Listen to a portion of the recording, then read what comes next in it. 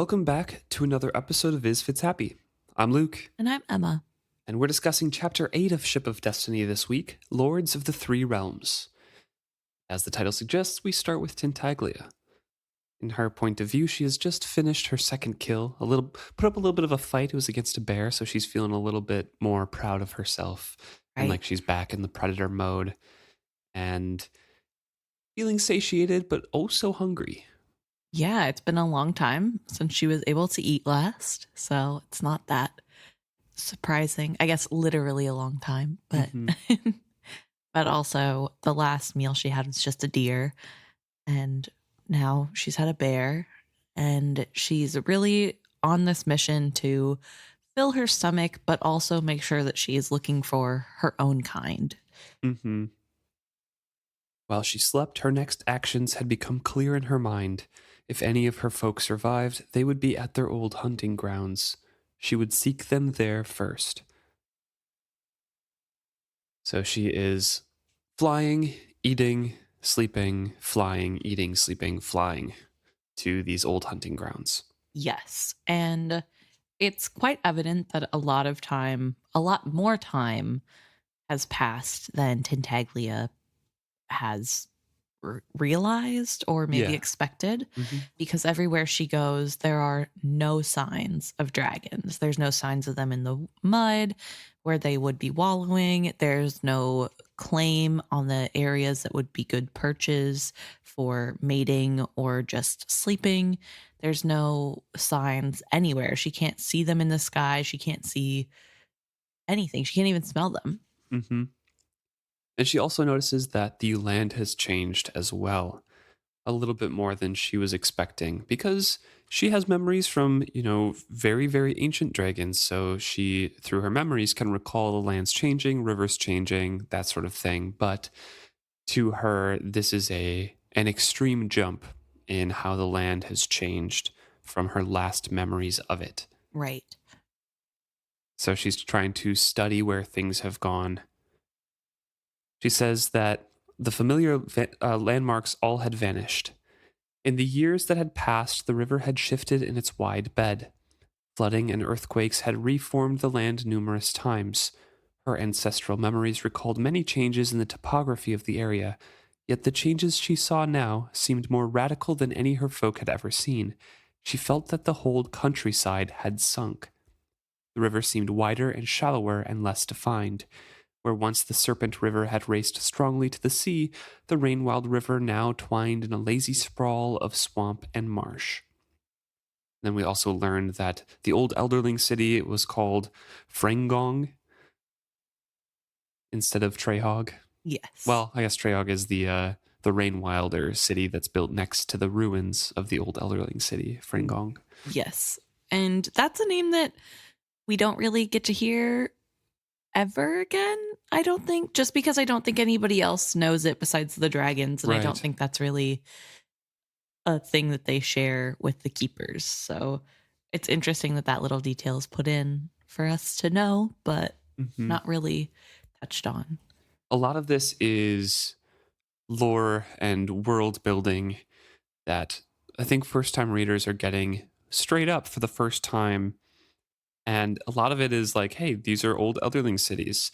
I am looking for my old hunting grounds. Here is this Elderling city that they built right next to the memory sand. Yeah. Because that's the good cocooning grounds. So she's giving you all of the details here. The Elderlings had chosen that site for the city so that they might be close to the dragon's cocooning grounds. Once there had been a wide shallows there in the bend of the Serpent River. There, the memory stone had shone as silvery black sand on a gleaming beach.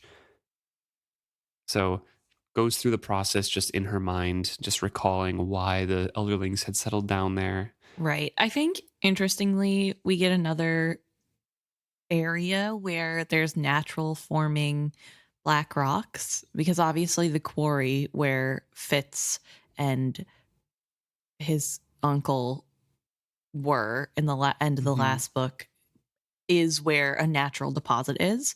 But apparently also in the Rainwilds, there's also one on other island. Yeah. So I think that's really interesting to see spread out throughout the world, that there is this natural formed Mhm. memory rock. I guess it could just be a solidified version of the physical skill. It is, yeah. Yeah. Hmm. Um, but I just find that so interesting that skill can solidify and then it turns into rocks and sand and everything else. Just, I don't know, just a Well, fun if little it's a detail. rock, it can pulverize down to sand. Yes. Yeah, that's true.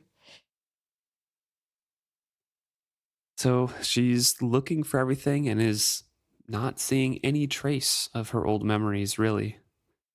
Beach and Elderlings and Guardian Dragons all gone.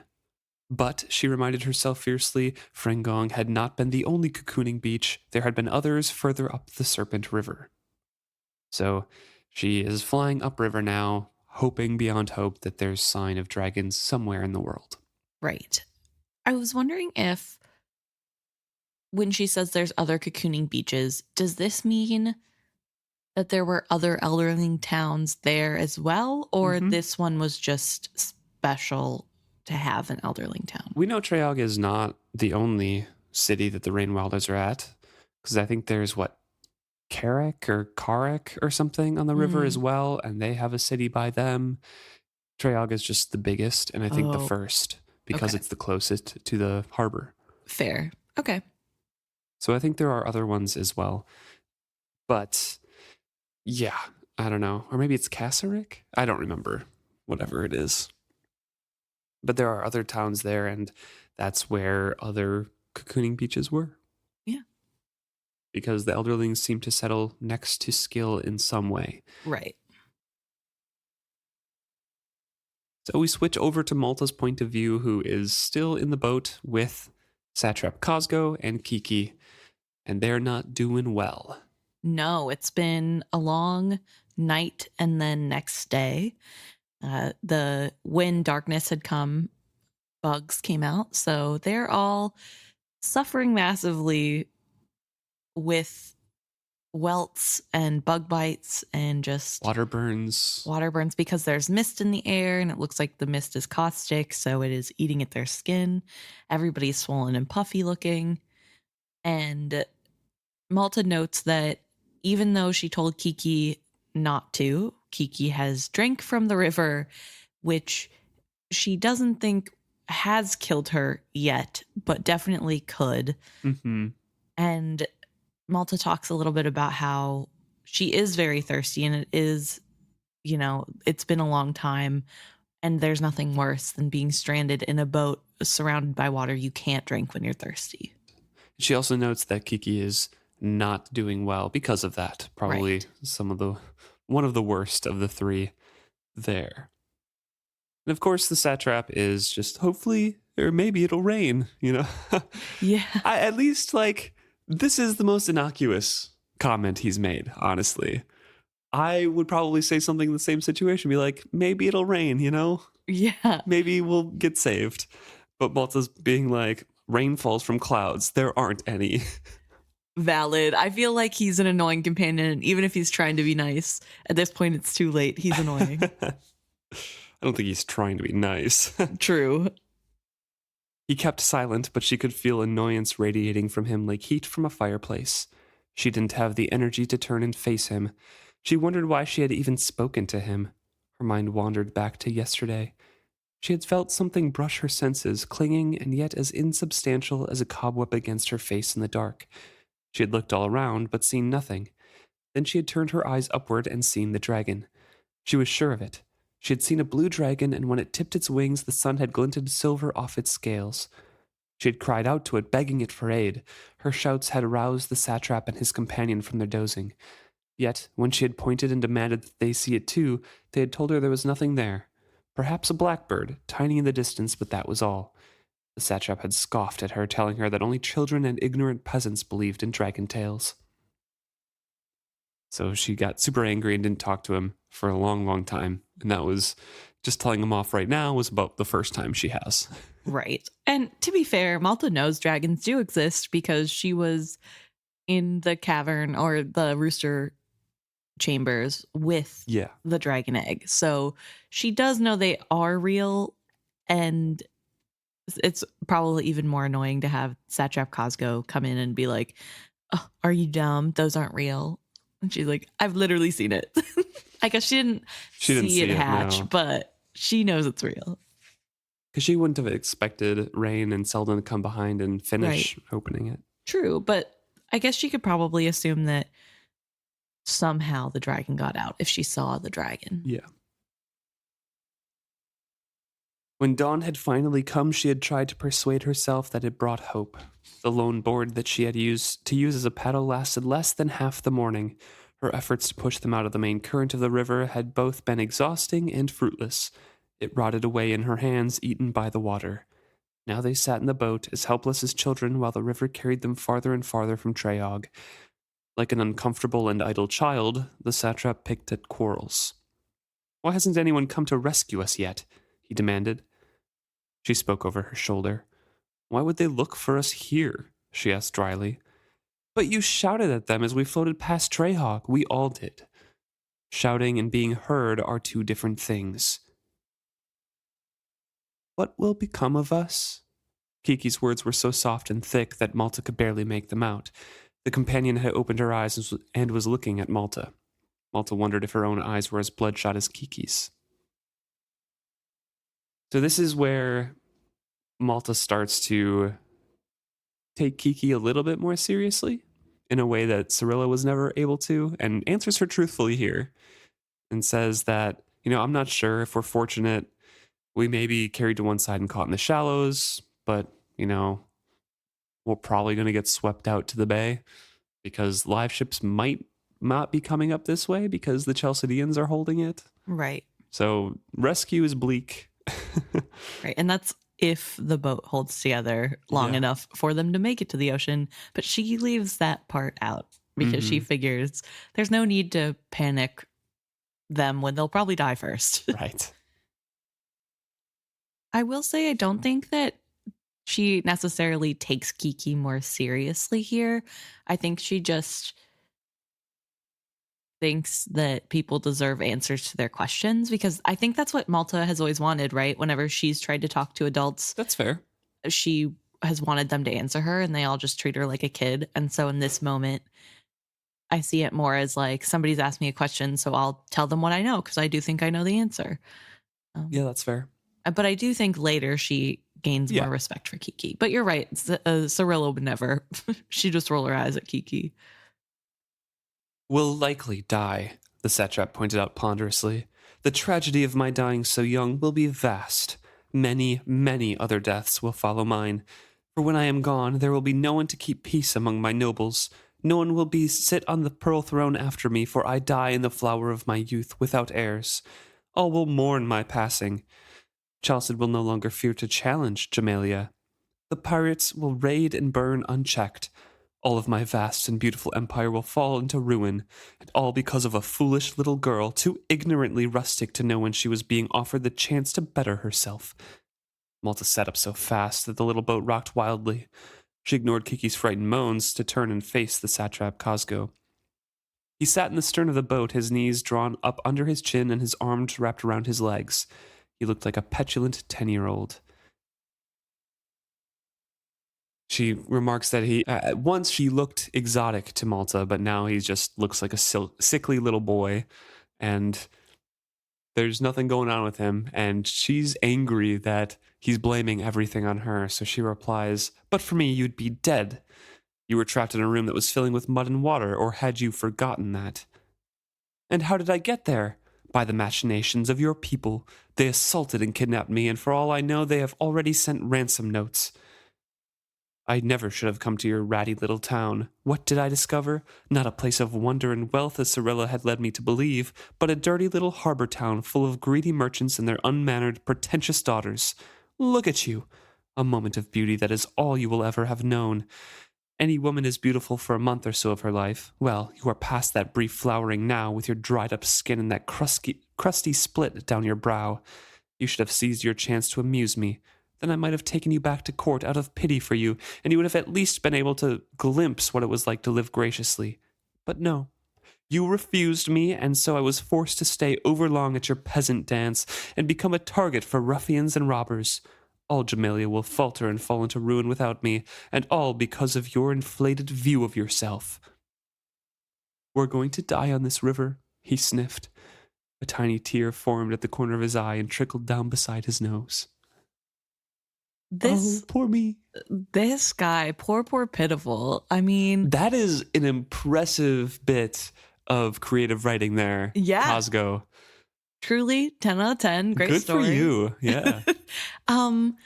But also a little wild for him to say somebody else has an inflated sense of self-importance. Yeah. But he is the Jamalia, the Jamalian satrap, leader of all the empire. Right. Right. And he's done what with that? I don't know. The whole thing is so annoying. And I get it. Malta immediately says she felt an instant of hatred purer than any emotion she had ever felt. I hope you die first so I can watch, she croaked at him.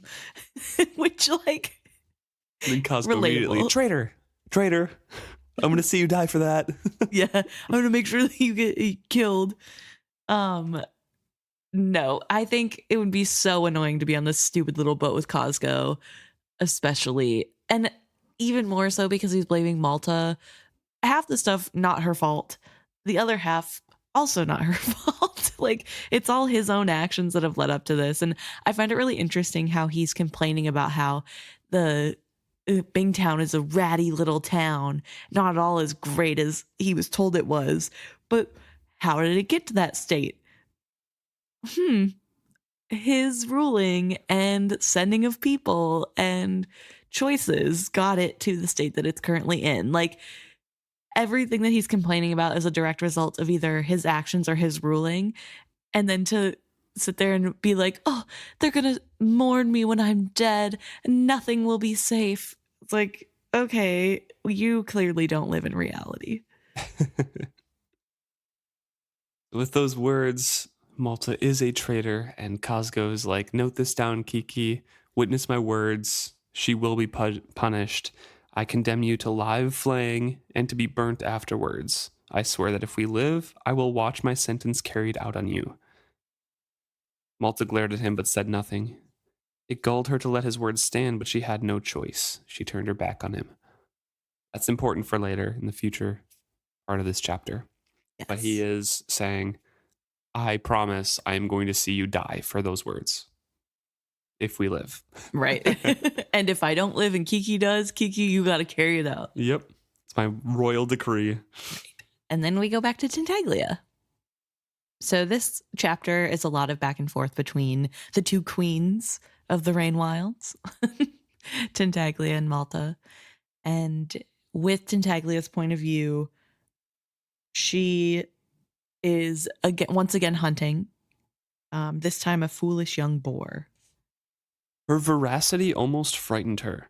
For the rest of the afternoon, she flew low, hunting as she traveled, killed twice more a deer and another boar.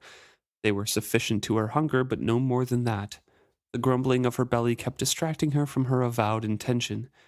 At one point, she lifted her eyes to scan the general lay of the land and was suddenly aware she had been paying no attention to where she was flying. She could no longer see the river. So she is way more hungry than she should be. And honestly, all of the dragons that we get are not normal dragons, so all of them are always super hungry. And I always forget that it's not a normal thing for dragons to just constantly need to eat. Yeah. But I think later Tintaglia isn't like that, right? True. I mean... True, but we don't get her point of view a lot anymore beyond Fair. these books because it switches over to the other dragons. We get it once in a while, sure, and she shows up with Nettle, but yeah. Yeah, I guess it makes sense though, because I mean, at this point, she's basically a newborn, even though obviously she like went through the cocoon phase, so was alive before this, but she needs food and sustenance to grow. And I think basically a combination of hibernation and newborn, just like needs nutrients. Right. And I guess to be fair, we don't really get to see a regular hatching of dragons. Right. That's what I was trying to say. So potentially the reason that this isn't necessarily normal is because the Elderlings would have had meat ready for the Yeah, newborns so they maybe. could feast and gorge themselves before flying off. But we don't know. Could be a lot of things. Mm-hmm. So she tries to ignore her stomach for a while and flies around back to the river and always looking for a familiar landmark or a sign of elderling occupation because her intention is to find other dragons, or if she can't, find old allies of dragons who can tell her what happened. Exactly. So she's looking around, and then, with heart stopping suddenness, she recognized where she was. On the horizon, in a bend of the river, she glimpsed the map tower of Kelsingra. It glinted in the westering sun, and her heart lifted. It still stood, and her eyes picked out the detail of other familiar buildings around it. In the next instant, her heart sank. Her nose brought her no odors of chimney smoke or foundry and forge at work. So she flies towards the city and realizes it has been struck by cataclysm. It is abandoned, but the skillstone that they built it out of and the road made out of skillstone still remembers its purpose. But there's no humans. Right. There's no elderlings. It's empty and dead. This is a really sad excerpt and point of view, I think, because Tintaglia has been fighting for life for so long and wanting to finally be free and fly and eat and do Mm-hmm. all the things that she's doing. And now she's finally gotten that. And it's just her. Right. Nobody remembers the dragons. There are no more elderlings to help do things. There's no other dragons to tell her what's going on, to feel like their beings are safe. It's just a really sad realization that Tintaglia may be the last living being of her kind. Yeah. Tintaglia came to the city as the dragons always had, and nearly killed herself in the process. Always her ancestral memories told her the dragons had arrived by landing in the river itself, then walking out. But it barely came up to her hips this time, she says, and only her strong muscles cushioned her blow. And yet she still cracked a couple claws. Interestingly, Tintaglia also talks about how she has to keep forcing herself to see what is and not the memory, Mm-hmm. even before she is in the stone, because she has all these memories from her past lives, I guess, Right. of what it should be. Yeah. And that's clouding over what is.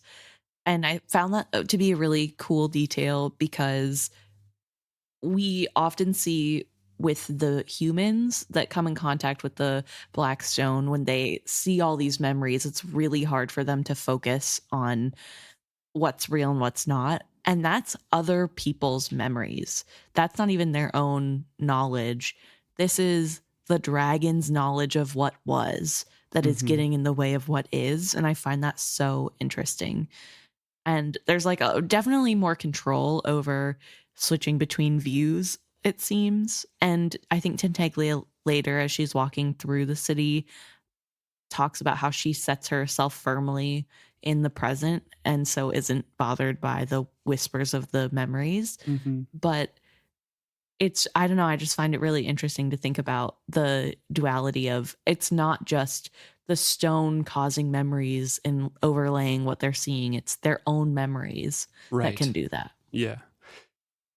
Because pretty much everything that was built that is magic here is in imitation of dragons. Yeah. She's walking through the city and she feels as if it's wandering through a dream. She notes a few places that maybe nature is starting to take its course, but it's still going to be years and years before that actually happens. It stood for so long, but without upkeep, eventually the stone will fade, the magic will fade, and nature will reclaim it. But for now, as you mentioned before, this is a dead city. Mm-hmm. There's no life. There's just these memories of these empty people, and there's no animals here besides the odd, like, bird that already didn't care about human presence. Right.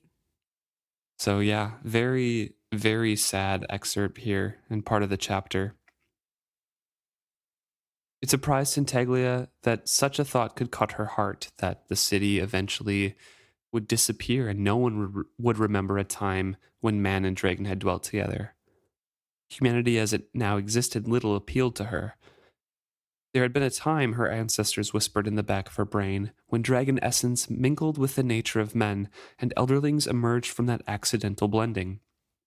Tall and slender, dragon-eyed and golden-skinned, that ancient race had lived alongside dragons and gloried in the symbiosis.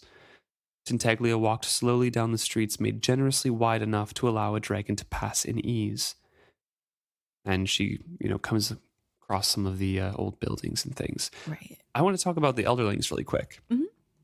Mentions that they are golden-skinned, Yeah. as if they were homogeneously golden-skinned as Elderlings. Yeah. I also noticed that.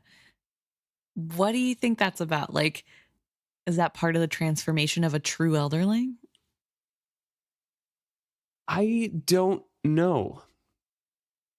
It makes me feel like there's a few options. Okay. One is that Robin Hobb went back on this thought that all Elderlings were golden skinned, because it seems like a through line of the first trilogy as well, with the golden skinned beings. And we've just figured that, that might be a dragon reinterpreted differently. Right. So it could be an original thought of like, hey, all Elderlings are golden skinned. And then when she got to the Rainwald Chronicles, she's like, each dragon would shape them as they wish. Yeah. It could be that the old Elderlings are a completely separate race, like the old whites, and Right. we never see their like again. And these new Elderlings that are made are completely different and just the beginnings. So this old Elderling race would have, I don't know, had an actual population because they are completely new beings, and they didn't have to individually be changed.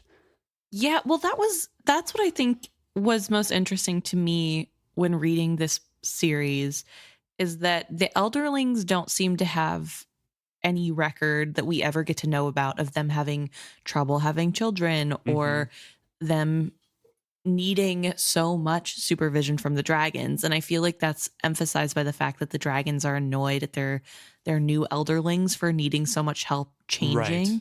Yeah. That it feels like this is something new. This is something evolved where there is more hands-on, I guess, than before. I don't know.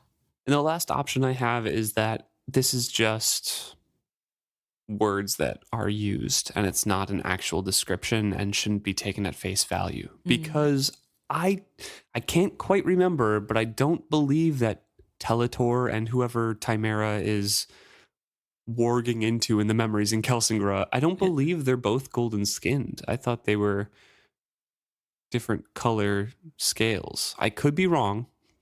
I could be proved wrong in the Rainwald Chronicles. But I thought some of the memories were of Elderlings that were of different scale colors. So maybe the golden scale and golden skin is just kind of they became scaled in general with, Yeah. I don't know.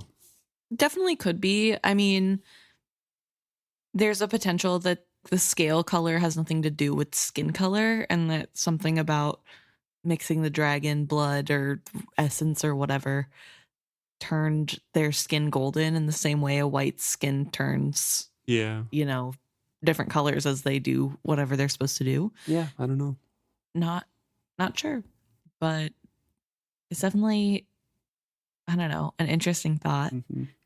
I also do want to say that this section is like the ultimate payoff if you're reading the books in order, because a lot of the questions that I feel like we had and I had reading this the first time through in last trilogy gets answered here. Not all of them, obviously, but a lot of them do. In like 2 pages. Yeah. And I mean, you got to make it all the way to the 3rd book, but hey, it's here. It was worth it. That's your little prize for reading something that doesn't have fits in it. And the second part of this that she's talking about is also very interesting that I wanted to touch on. Mhm. So she's walking through these wide streets. So we learn, from the first trilogy, if it's like, why are these streets so big? Yeah. And we learned, oh, yeah, they were made for dragons to walk through. So she's walking through the city and she's noting these different gathering halls. And the exterior walls of this particular building she's looking at still gleamed blackly, while figures of gleaming white decorated the exterior in bas relief. Cariandra, the fecund, still endlessly plowed her fields behind her team of massive oxen, while on the adjacent wall, Sesicaria spread wide his wings and trumpeted silently. In the first, well, I guess it wouldn't be the first, but in one of the early episodes where we first came upon this with Fitz, Mhm. we had all sorts of different theories about who these people were. Yeah. We thought maybe they were Ida and El, Mhm. or what became from Ida and El. We thought maybe they were the first dragon and elderling. Maybe they were rulers of this place. Who knows? We still don't know, but they have names now, They do. which is very interesting. Yeah, I They're not found close to Ida and El. I know. I kept trying to look at it like, could this morph into Ida and El? Probably not. But I think if we've learned anything from last chapter with the dragon version of Vivacia, Bolt, I believe. Mhm. If we've learned anything from Bolt, it's that after thousands of years, people get the names and stories wrong. And Not dragons, though. not dragons. No, I'm not saying that Oh, but Tintaglia, people. but people do. And so it doesn't necessarily discount that it could be Ida and El. Yeah. Right. No. Like, yeah. it just probably isn't. But It makes me think, though, that these two had significance in the founding of the city. right. Maybe that Cariandra the Fecund is one of the first people who actually settled and farmed the land and was able to feed people here. Mm. And maybe Sesicaria was the bonded dragon to her or something. I don't Yeah. know. But it's interesting details that we finally kind of get filled in from that first trilogy. Yeah. She passes through some of these buildings and she sees that sunlight has barely gotten into them, dust is coating everything, and memories clustered thickly here and clamored at her, but she resolutely kept her mind to this day and this time. Silence and dust and the wind whispered dismally through the broken window. Perhaps somewhere in the building written records had survived, but fading words on crumbling parchment would be no solace to her. There was nothing here for her. She stood for a moment, looking about. Then she flung herself back on her hind legs and stretched out her neck to roar her anger and disappointment, trumpeting out her betrayal to the infuriating ghosts of this place. The blast of her voice shook the stagnant air of the room. Her lashing tail scattered the fragments of desks and benches and flung a marble tabletop crashing into a corner. Across the hall, a tapestry gave up its last futile grip and cascaded to the floor in threads. Dust motes swirled alarmingly in the air. She whipped her head back and forth on the end of her serpentine neck, trumpeting out blast after blast of fury. Then, as suddenly as the fit had seized her, it passed. She let her front legs drop back to the cool black floor. She fell silent and listened to the last echoes of her own voice fade and die. Fade and die, she thought. They all have done so, and I am the last foolish echo still bouncing off these stones with no ears to hear me. So she walks out. Yeah. It's really sad. Just this moment of hopelessness from Tintaglia of, is this really it? Like, I've done all this to live and this is what happens. I'm going to fade and die just like all these cities have. And with that realization, she really thinks about the city and says the city had perished decades ago, yet life had not managed to reclaim this place. The veins of moss that struggled in the seams of the street were pathetic. Typical of humans, Tintaglia thought disdainfully. What they can no longer use, they have prevented any other creatures from using. An instant later, the bitterness of the thought shocked her. Did she believe then that the Elderlings had been no different from the humans who had left her in prison for so many years? So she's very, very bitter about her situation right now, and even shocking herself with her thoughts about her current state and the city that she once loved, Yeah, or one of her past selves loved. definitely. Just I I don't know, I've been there where you're just so angry that everything makes you mad even if you don't mean it, and you're just kind of like saying things to make yourself more mad. You're like amping yourself up, and then you Mhm. catch yourself like, "Whoa, I don't think I actually believe that. I think I just I need to cool down for a second." Then she comes across a well. She felt a pleasant rush of anticipation at the sight. She sought the ancient memory. Ah, yes. Here long ago others of her kind had drunk, not water, but the liquid silver flow of the magic that veined the memory stone. Even to a dragon it had been a powerful intoxicant. To drink of it undiluted was to realize a oneness with the universe. The memory was a tantalizing one. She felt a rush of longing for that sense of connection. She snuffed the edge of the well, then peered into the depths. As she shifted her head, she thought she caught a distant shimmer of silver at the very bottom, but she could not be sure. Did the not stars shine in daytime in the bottoms of the deepest wells? It might be no more than that. Whatever it was far beyond the reach of her teeth or claws. She would not drink her fill of liquid magic here. No dragon would ever do so again. To have recalled that untasted pleasure was but one more torment to her. It defined the agony of her solitude. With great deliberation, she smashed the rusted remnants of the windlass and pushed them down the well. That's also a plot point later in the Rainwild Chronicles. They find this well and it is broken. They can't. Yes. And I think they struggle a long time trying to fix it Yeah, because the stunted dragons really want the silver and need the silver. right. If I recall correctly, there is a door over the skill at the bottom. Something like that, yeah. Yeah, like it's been closed. Mhm. My question is, number one, is this where Verity was going to dip his hands? Number two, if it was, did he close it like that? No. Okay. Verity dipped his hands in a river, and it was the Rainwild River in Kelsingra, I believe, after a particular earthquake, and the river was running silver. And there were very big quakes after that that shifted and made the silver run deeper again.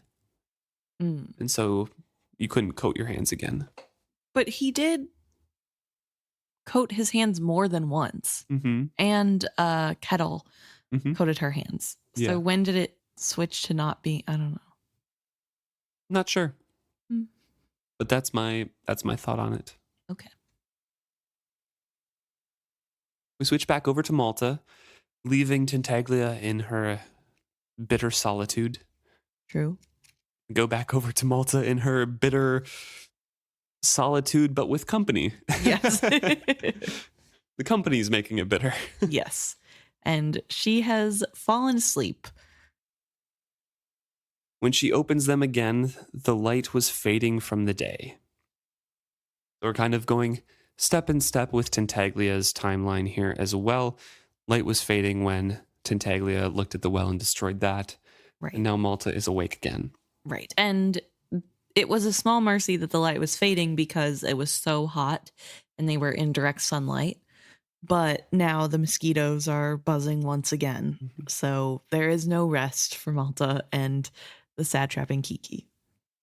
With a groan of pain, she straightened her head.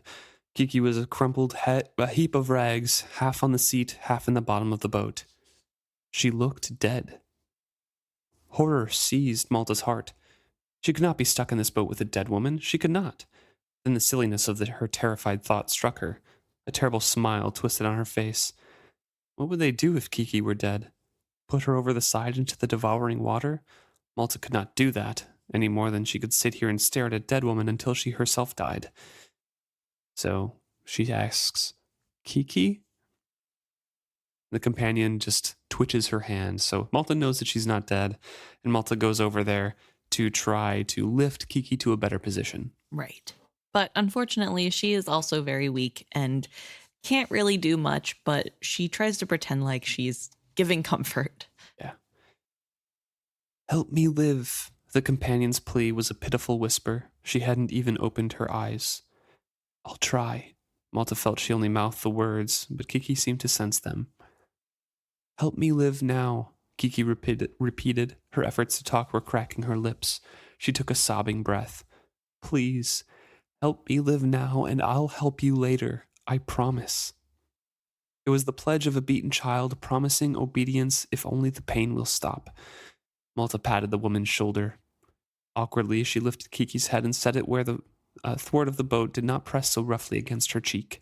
She curled herself around the companion's back so that they could share their body warmth. It was as much as she could do for her. She twists her neck to look at the satrap, and he's just glowering at them. Malta turns away from him, and she's huddled against Kekki in the bottom of the boat, pretending that she was warmer now. She closes her eyes and dozes, and is awakened by Satrap Cosgo going, "What's that?" Yeah, everybody is swollen and in pain and just not in a good state, and it's hard to talk at this point. And so when Cosgo sees something, at first Malta doesn't really trust that he's seen anything. She ignores him, but he says it again and seems more urgent this time. She opens her eyes and lifts her head slightly, and then sits bolt upright because something was coming upriver towards them. Only a live ship could come up the Rainwild River. Anything else would fall victim to its caustic waters. But this shape was lower to the water than a live ship should be, and seemed to have a single rectangular sail. What is it? The satrap enunciated painfully. Hush. It's a Chalcedean war galley. Malta stared at the oncoming ship. What business had a Chalcedean ship coming up the Rainwild River? It could only be to spy or raid. Still, it was the only ship they had seen. Here was rescue or brutal death. While she hesitated, wondering what to do, the satrap acted. He cries out for help, and Kekki speaks up as well. And Malta tries to stop them. She says they may not be friendly, to which the satrap says, of course they are. They're my allies, my hirelings to rid Jamalia's waters of pirates. Look, they have Jamalian colors on their flagstaff. They're some of my mercenaries hunting pirates. Hey, over here, save us. Hunting pirates up the Rainwild River, Malta retorted sarcastically. They're raiders. They ignored her. Kekki, too, had roused. So they don't care. Somebody's on the water and they are going to be rescued. That's all they're thinking about. Otherwise, he'd probably have died, to be honest. Yeah, true. Kind of feels like beggars can't be choosers in this moment. But Malta does have the right idea that you don't know. Right. And it's not super safe to assume. If they had stayed, maybe Kendry could have found them. Yeah. You never know. Mm-hmm. But I guess they don't know Kendry's coming after them, so... Right. Well, it takes a long time, but eventually they do get rescued. She sank down to the planks, Malta did, after she got back on the Chalcedean ship. There were voices asking incessant questions, but she just shook her head. From her father, she had a smattering of the language, but her mouth was too dry to speak. They had given the satrap and Kekki water, and Kekki was haltingly thanking them. When the water skin was offered to Malta, she forgot all else. They took it away before she had near enough. Someone threw her a blanket. The satrap had managed to drag himself to his feet. His Chalcedean was fluent, if roughened by the condition of his throat. Malta listened dully as the fool declared himself to them and thanked them for rescuing him. The sailors listened to his words with broad grins. She did not need the language. Their gestures and tones betrayed their skepticism. When the satrap grew angry, their mirth increased. Then Kekki rallied. She spoke more slowly than the satrap had, but again Malta learned more from her tone than from the smattering of words she picked out. It did not matter that her clothes were dirty and torn, her complexion harshened and her lips chapped. The companion berated them and taunted them in polished Chalcedean, using the noble pronouns rather than the common forms.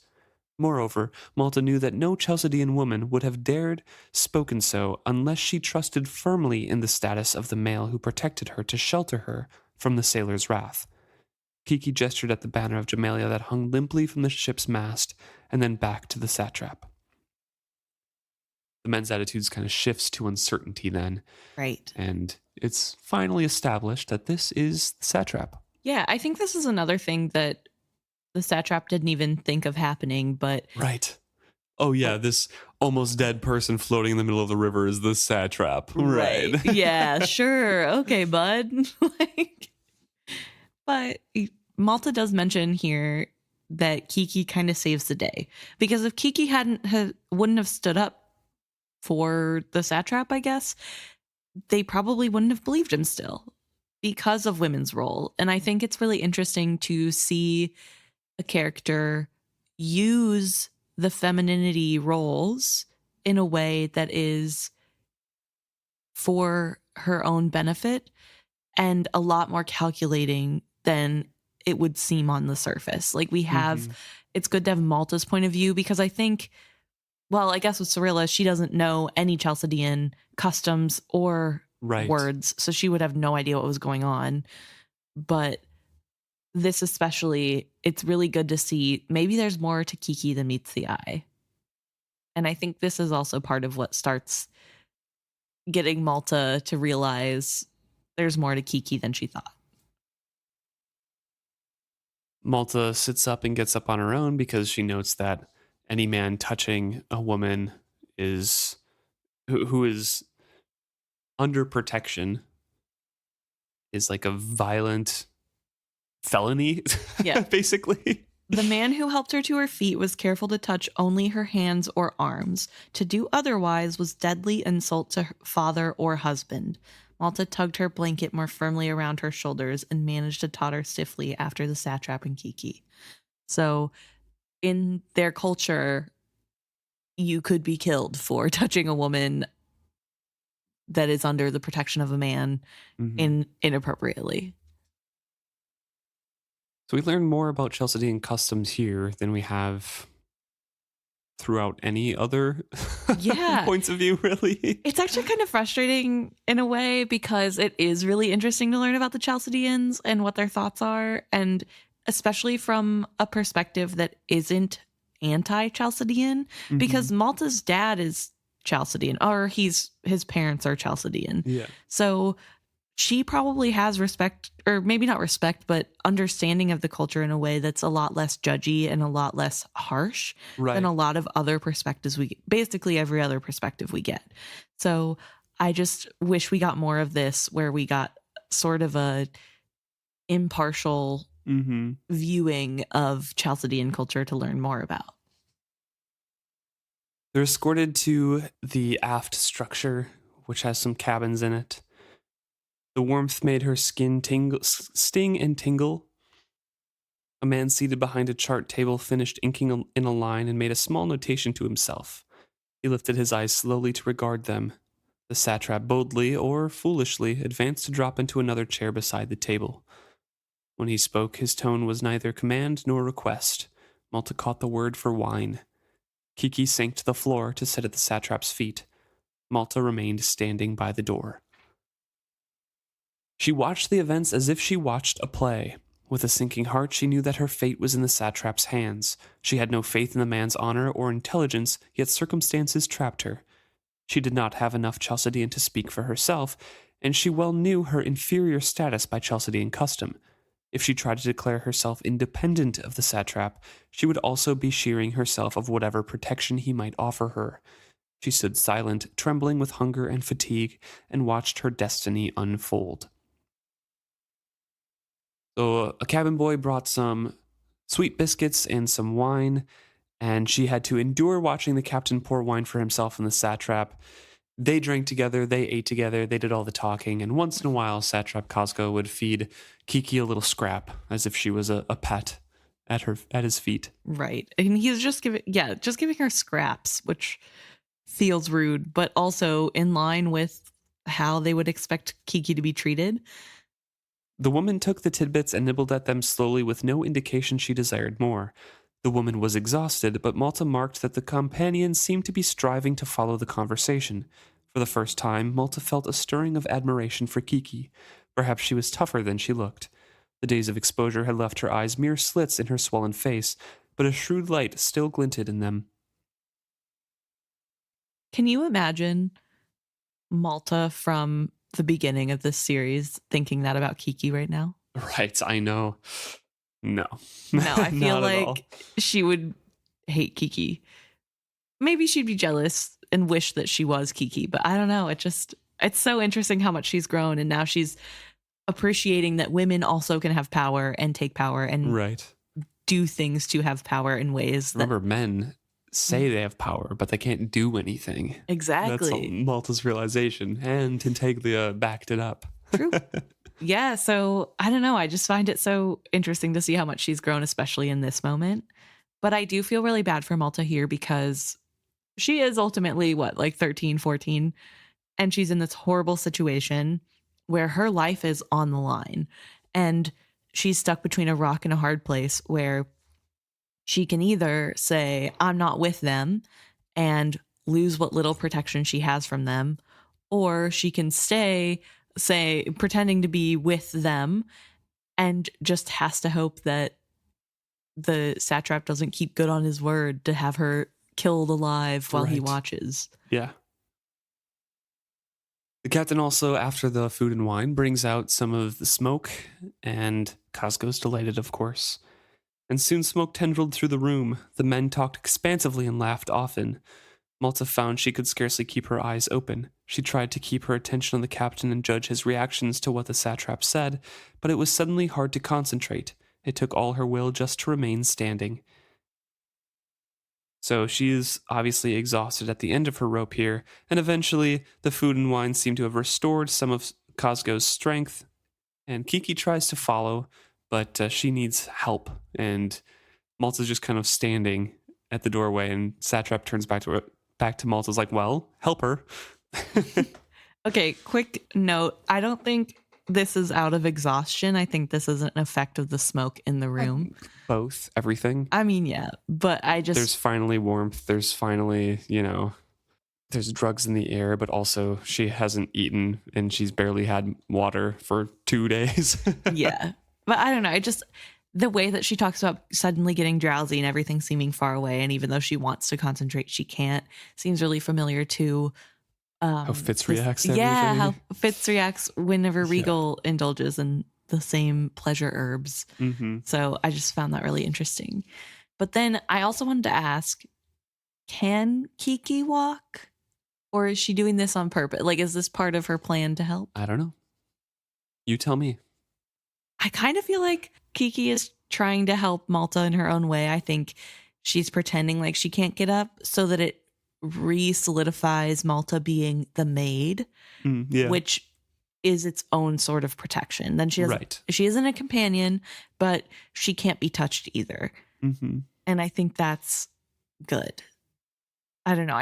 I think it's a ploy, but maybe not. Yeah. Maybe she is just tired. It's been a long day. Either way, Satrap commands her, help her, stupid. The two men left the cabin. Neither looked back to see if the women followed. Behind their backs, Malta seized a biscuit from the table and crammed it into her mouth. She chewed it dry and gulped it down hastily. Malta did not know where she found the strength to help Kekki rise and follow. The women kept stumbling into her as they staggered along together.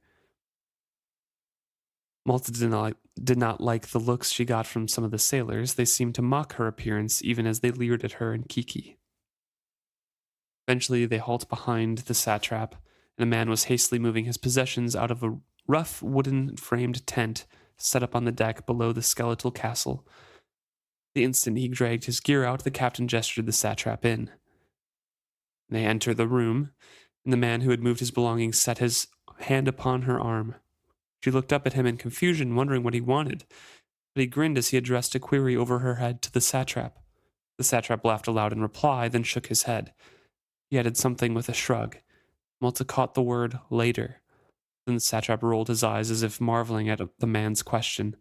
The man made a face of mock disappointment, but as if by accident he ran his hand down Malta's arm, briefly touching the curve of her hip. Malta gave a shocked gasp. The captain gave the man a friendly shove. Malta decided that he must be the mate. She was confused as to what had just taken place, but decided she didn't care. She ignored all of them to help Kekki toward the lone cot, but when they reached it, the woman sank down bonelessly onto the deck beside it. Malta tugged hopelessly at her arm. "No," Kekki muttered. "Leave me here. Go stand by the door."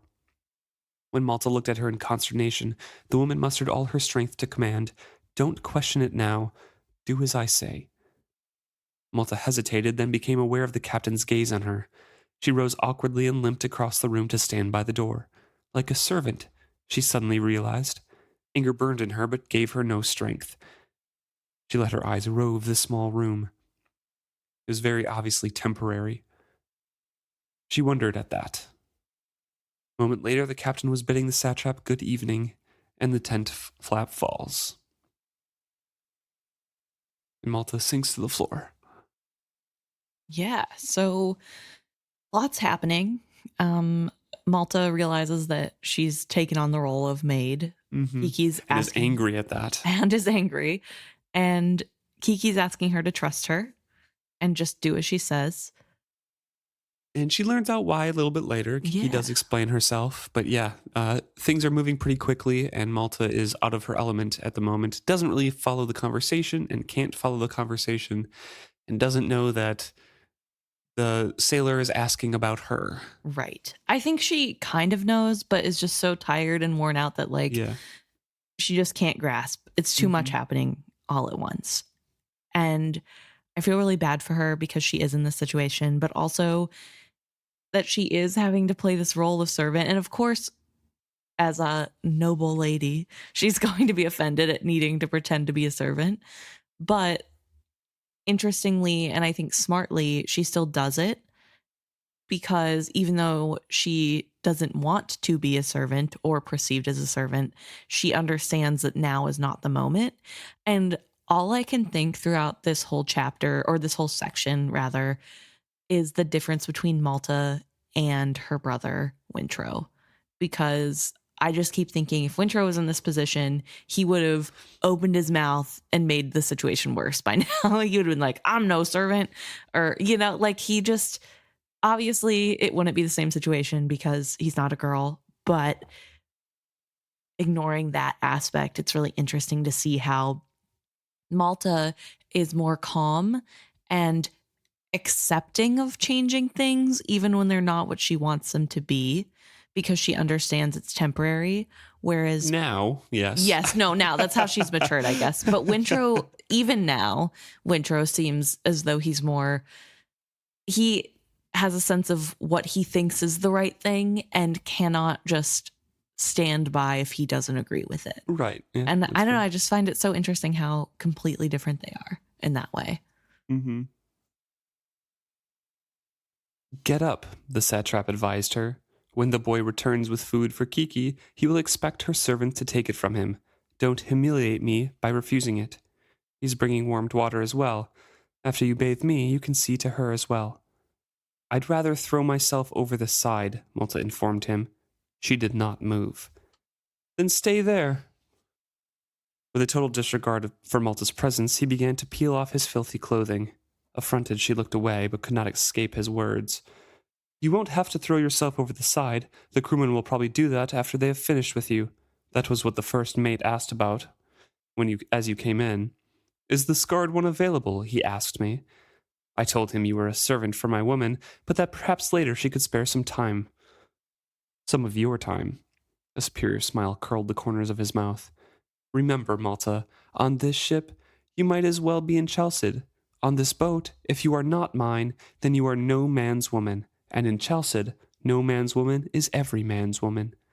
Malta had heard the saying before, but never fully grasped what it meant. She clenched her jaws together. Kekki's rusted voice turned Malta's eyes back to her. "The Magnodon Satrap Cosgo speaks truth, girl. Stand up. If you would save yourself, be a servant." She sighed in a breath and added cryptically, "Remember my promise to you, and heed me. We all need to live if any of us are to survive. His status will protect us if we protect it. So Keki's there saying, like, we need to keep up the pretense that he is powerful Yes. because we need him to protect us. Yeah. And if we protect him in that way, he protects us. And it's all sort of a really difficult to follow game. So play the part, Malta. Yeah. Be a servant, please. I really think that the line in Chalced, if you are no man's woman, you are every man's woman, is so insidious. And it's kind of heartbreaking how much growing up Malta had to do that she now understands what that means. Right. In the face of living the reality of how they treat women and what that culture is. It's something that she didn't truly get until now. And so she has no choice. She has a choice. You always have a choice. But when the choice is bad and worse, it's not really a choice. It's fun to make, I guess. But I do find it nice that Kekki is trying to talk to her. And I find it interesting that Satrap is saying that she's a servant right now. Why do you think the Satrap didn't immediately turn Malta over to them saying she's a traitor? What is happening here? I'm assuming that Kekki announced them as like, this is Satrap, the Magdon Satrap Cosgo. I am the companion to him, and this is our servant. So like announced who they were and set the roles already. Mm. Okay, so you think it's Kekki's doing? I think so. I keep thinking about how before the Satrap got into pleasure herbs and women, he was really smart and true. was going to be a good leader. And well, maybe. I don't know, like he was better. And I wonder if Cosgo knows how precarious the situation is. And at some level, I'm sure he does. Yeah. And so I wonder if he too is putting on an act almost. Probably not, because I don't think he has the depth to do that. But maybe he does. And maybe everybody has a little bit more than meets their eye to them. But I definitely think Kekki is playing a game. And she seems to think that there's a lot of danger right now, in my opinion, based off what she says we need to protect him so he can protect us. Yeah. That feels like she thinks there's danger right now. Mm-hmm. So I don't know. I just find that really interesting. Well, the part that Malta needs to play is servant, and so she needs to wash the satrap, and he is being a satrap and not caring about anything, so he's just stripping off his clothes right there. He's just naked. And Malta is affronted. She has never seen a grown man fully naked before. She's seen bare chests of like dock workers and things like that, but her eyes are drawn down to the dangling member that looked wormy and unhealthy to her, which I thought was very funny and needed to remark on. She snatches her bobbing pink stock. Yeah, she snatches her eyes away. And he's asking him, where's the bathwater? And the serving boy comes in just at that time. And he also is staring at the satrap. And Malta privately wondered if it were the satrap's paleness or the slack slenderness of his body. Even Selden had more muscle to his chest than the satrap did. Behind the boy came another sailor bearing a tray of food. So the satrap is like a sickly child. He's has no muscle to him whatsoever. Well, he lives the life of luxury, and all he does is drugs, sex, drugs, rock and roll. Like that's his MO. So I guess so. All he needs to carry really is the cape around his back. Right. So Satrap commands her around, give her the tray of food to Kekki, and then get over here and pour my bath water. And he gets in the shallow tub and hunkers there. Malta's trapped, and she knew it. She crossed the room and clacked the tray onto the floor beside Kekki. The woman reached out and took up a piece of hard ship's biscuit. Then she set it down, pillowed her head in her arms, and closed her eyes. I am so tired, she whispered. For the first time, Malta noticed the glistening of fresh blood at the corner of Kekki's mouth. How much river water did you drink? But Kekki only sighed deeply and was still. Timidly, Malta touched her hand. Kekki made no response. Never mind her. Get over here and pour my water. Without turning, she lifted the bowl of broth and drank half of it greedily, moisture and warmth in one. It was wonderful. So she's just back turned, eating this food, and the satrap is like, obey me now, or I'll call the sailor who wants you. And Malta's just staying there, eating. Do you know, she asked conversationally, how much you look like a plucked chicken in a roasting pan? How dare you mock me? He demanded angrily. I am the satrap of all Jamalia, and I am the daughter of a Bingtown trader, and will one day be a Bingtown trader. She shook her head at him. I do believe my Aunt Althea was right. After all, we owe Jamalia no allegiance. I certainly feel no obligation to a skinny youth who cannot even wash himself. So she's finding a backbone after finally getting food, and it's just after all of these warnings of like, hey, we're in danger here. Yeah. Play the part. And she's just like, no, I'm getting full. And there is that side of her that is part of the Vestrits where she's going to say something when it's wrong and she's going to speak her mind. So maybe she is a little bit more like Wintro than I previously said. All the Vestrits in general. Yeah, they just, even if it's worse for them, they are going to say what they want to say. The satrap, I mean, he is smart. Every time that she picks a fight with him, he knows what to say to shut her up, basically. Yeah. And he comes back with like, who? Who are you going to be? You're not going to be a Bingtown trader. To everyone you ever knew, you're dead. No one's going to come looking for you. They're never going to find you. They'll mourn you for a week or so and then forget you. It will be as if you never existed. They'll never know what became of you. I've spoken to the captain. He is turning the boat downriver. They were exploring upriver, but now they have rescued me. Of course their plans have changed. We'll rejoin his fellows at the river mouth and make straight for Jamalia. You'll never see Bingtown again. So, this is your life now, and best you'll get. So choose now, Malta Vestrit, once of Bingtown. Live as a servant or die as a used-up slattern thrown off a war galley. So she sees the truth in what he's saying to her and walks over to the water buckets. Right. I do also want to mention that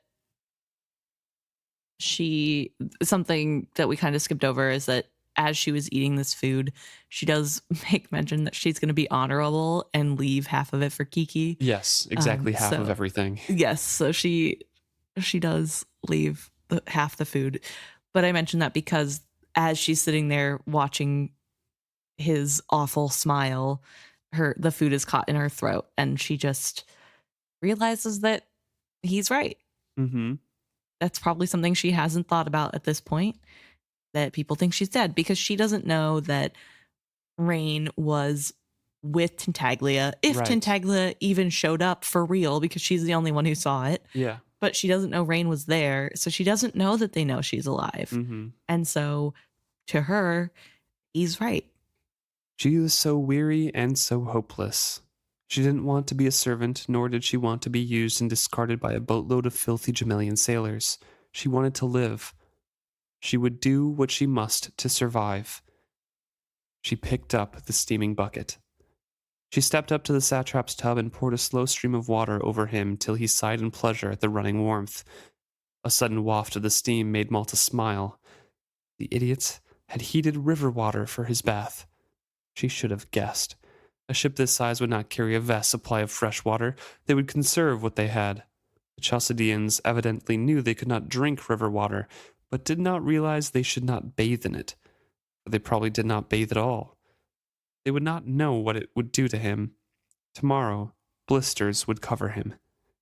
She smiled sweetly as she asked, "Shall I pour the second bucket over you as well?" Oh, sweet justice. Nice little revenge there. Right.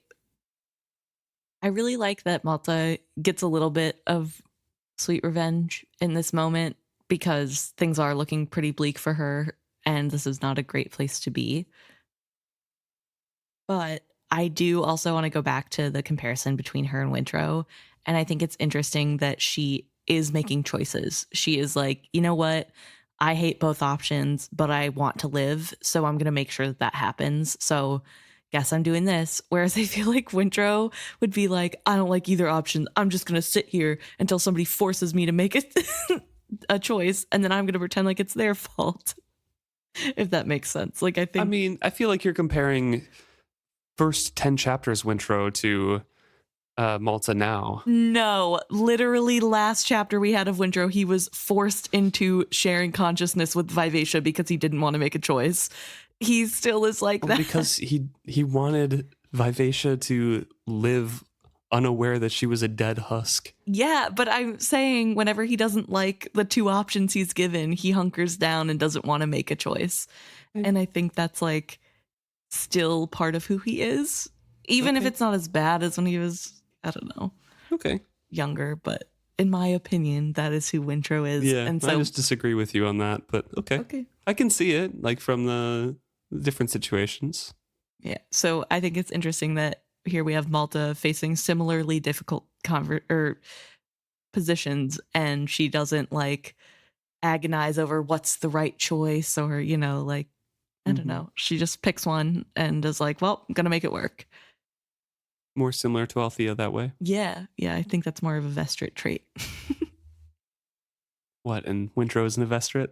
No, he is, but he's also what's Kyle's last name? Haven, yeah. I would say Malta's closer to a Haven than Wintro is. I don't know. I think Malta's changing. She's becoming a woman. She's growing into her Vestrit heritage. Well, thank you so much for tuning in this week. If you have thoughts about Malta and Wintro and how they react to different situations, please let us know. You can email us at isfitshappy@gmail.com, or you can message us on any of our social medias. We read all of them. We love hearing from you. We're at Facebook, Instagram, Twitter, Threads, YouTube, Reddit, any one of those places. You can find us at isfitshappy. Yeah, we look forward to hearing what you say.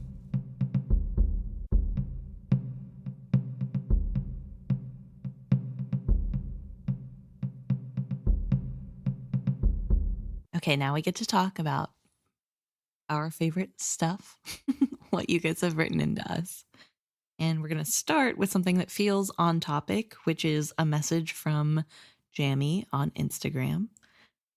Jamie has written in, and they're a little behind, but wanted to let us know that they're happy to see our hatred for Malta.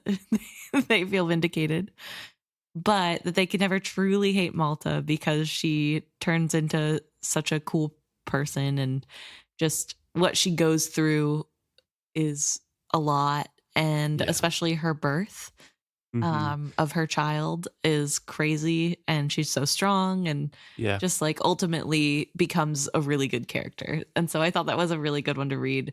Yeah, they're currently in Ship of Magic as we're going through the episode, so we're in the part of that where we're always complaining about Malta. It's like, oh, another Malta chapter. So Jamie wanted to write in and say, always have that bit of respect because of what she goes through. And in the Rainwild Chronicles, like, her birth and struggling in the Rainwild city there is crazy.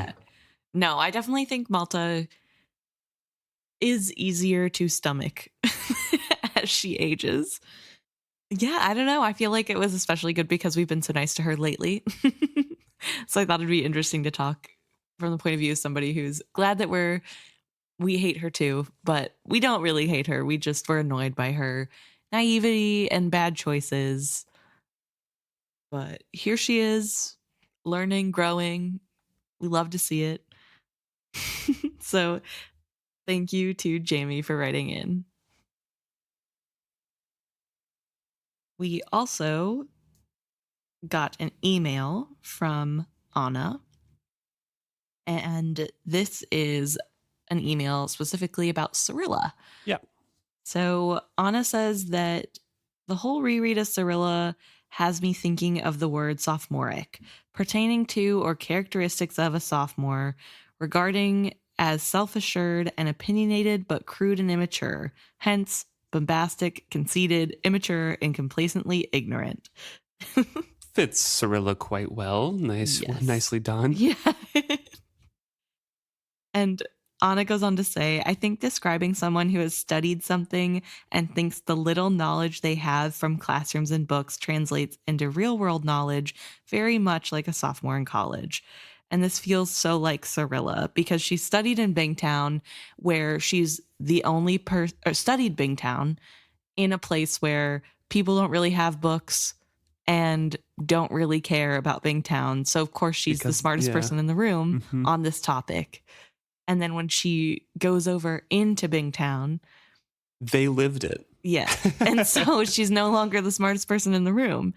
It's not the same. And so it's a really interesting thing to see this change and this inability to understand that maybe she doesn't know everything. Mhm. And she's realizing that she has to secure a position here. She has to make this work because she can't just get back on a Chalcedean ship to go to Jamalia. So this trip here has to work.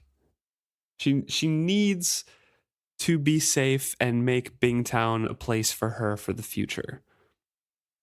Anna says that I think that perceived threat and her knowledge not carrying her as far as she thought it would are teaming up to make her particularly unwilling to receive any help or criticism from Ronica. I think Cyrilla could find a place in the new Bingtown, and of course we know she does, if she could just stop talking and listen to people with more knowledge. And that's true. I mean, that's kind of on par with what we were saying too, I think. Yeah. Cyrilla just needs to chill. Like she just she needs to take a breath, take a moment, and learn from other people. And I think that's the trait of a good leader, right? Is somebody who doesn't pretend like they know everything. It's somebody who does take counsel and listen to others, yeah. and try to learn. And Cyrilla's just kind of not doing that anymore. She's just at this point too damaged maybe to be able to do so. And I think really interestingly, Anna ends this email saying, as frustrating and unlikable as Cyrilla is, I do think she is written like such a real flawed person. I continue to be awed by Hobb's ability to write trauma in such a real, heartbreaking, and unrelenting way. And I agree. I think it's really important to have these characters like Cyrilla and Malta, where we don't always like their actions and we don't agree with choices that they make, but it's very real still. Because I mean, in real life, you don't agree with everything everybody does all the time, right? So it's really interesting to have these characters written in a way that they're so realistic and it does feel real. And they are unlikable despite the fact that you know their backstory is not great. I don't know. I think it's really impressive. And yeah, I don't know. I think sophomore is a really good descriptor, Anna.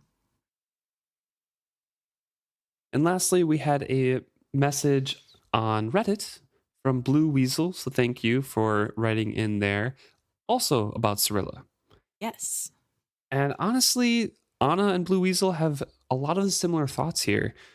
Blue Weasel kind of goes through some of their thoughts on episode 209, which I believe is kind of when we were talking about Cyrilla a lot as Right. well. And Blue Weasel is talking about how Cyrilla's need for power to keep her safe, which she keeps repeating in the books, is driving all of this, quite obviously. But deep down, she knows she can't amass enough power to keep her safe.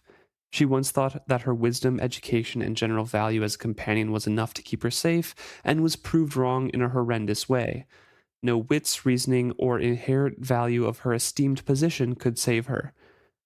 So, this is kind of Cyrilla struggling against what she deems she needs to do to keep safe, but knowing that like no matter what I do, I might not be safe. So maybe that's where that paranoia is coming in of like people are coming to get me, because deep down she knows that she can't ever fully be safe again.